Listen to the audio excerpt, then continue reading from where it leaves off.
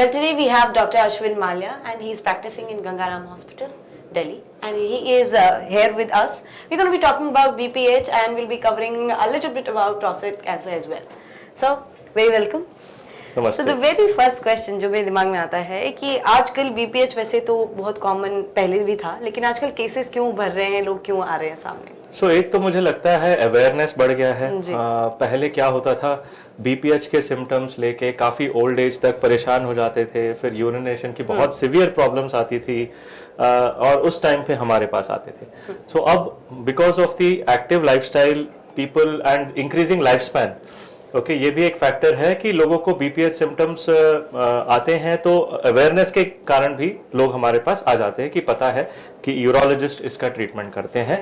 उस हिसाब से मैं ये नहीं बोलूँगा कि ये बढ़ गया है, it is just detected more often now and इसीलिए आई थिंक परसेप्शन है कि ये बढ़ रहा है।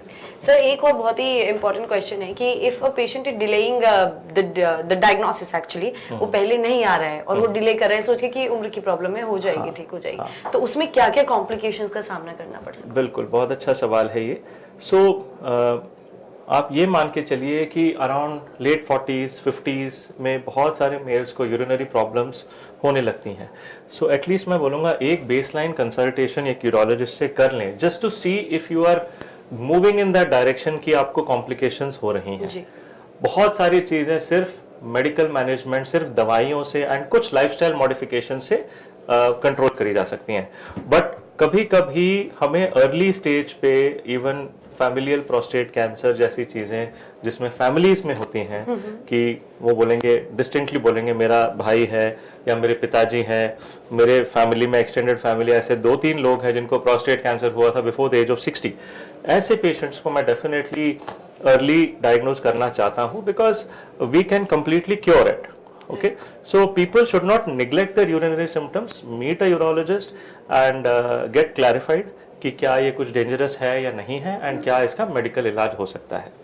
वेल सर, जब हम प्रोस्टेट कैंसर की बात कर रहे हैं तो मैं आपसे ये पूछना चाहूंगी, are there any precautionary measures जो कि एक पेशेंट ले सकता है in order to avoid the prostate cancer? Not really, ऐसा कुछ है नहीं। देखिए, हमारे ऑलमोस्ट आप मान के चलिए कि बहुत सारे cancers have a genetic basis.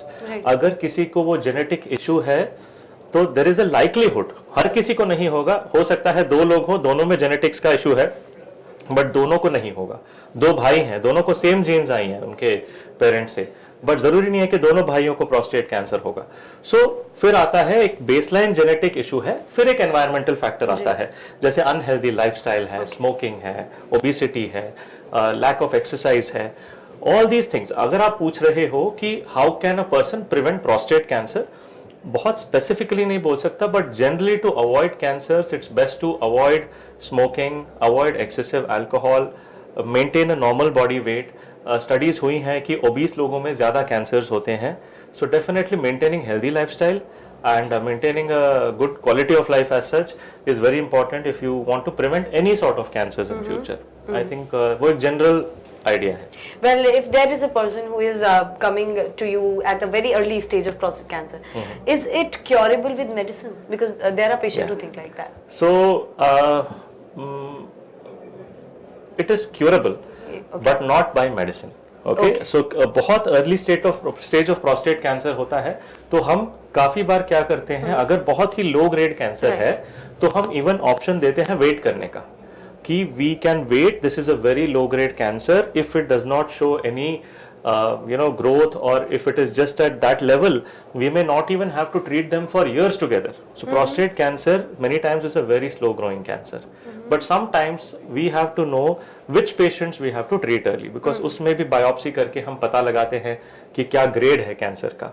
अगर ये हाई ग्रेड है तो definitely not, we have to go do operation या गिव रेडियोथेरेपी या ऐसी चीज़ें। ऑपरेशन या रेडियोथेरेपी की ज़रूरत पड़ती है प्रोस्टेट कैंसर में।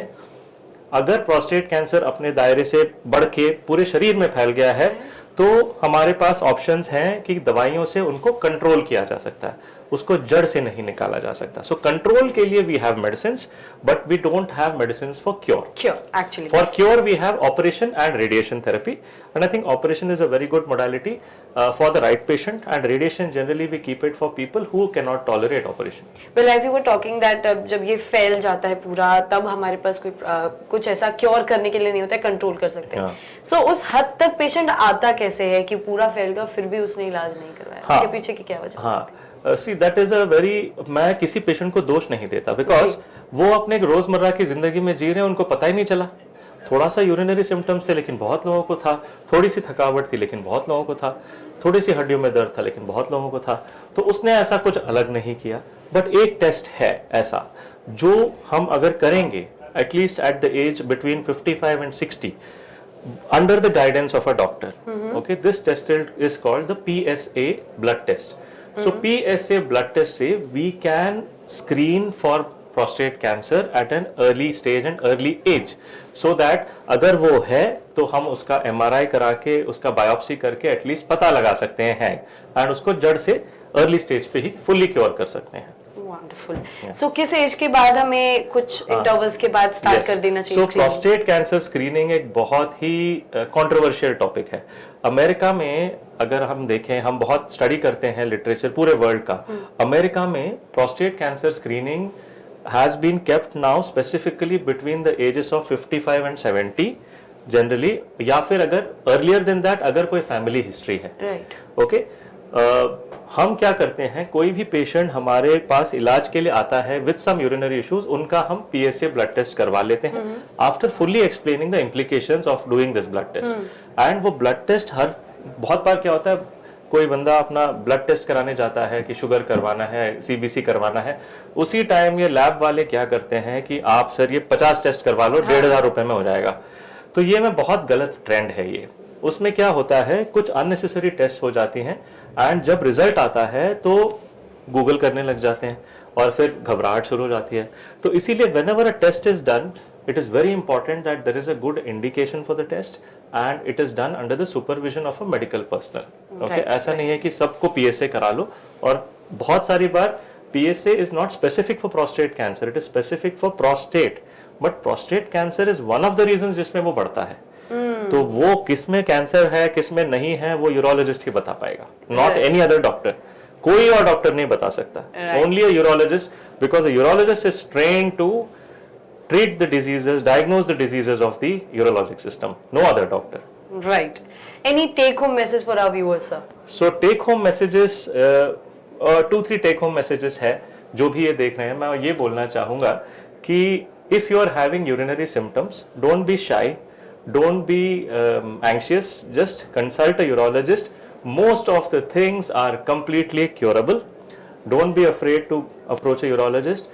Secondly, if you have any family history of prostate cancer in the family, if you have any close relatives who are having it, or you are having some urinary symptoms, better meet a urologist and ask about the PSA test, whether it is for you or not. वो urologist आपको बता पाएगा. No other person can probably guide you correctly.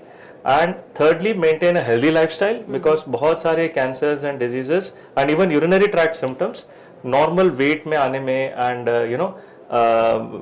Normal weight में आने से and diet ठीक रखने से, ओबेसिटी अवॉइड करने से we can avoid a lot of problems in life. Right. Thank you so much sir for your valuable insights. Thank you Varsha, and it was great talking to you. Right. Thank you.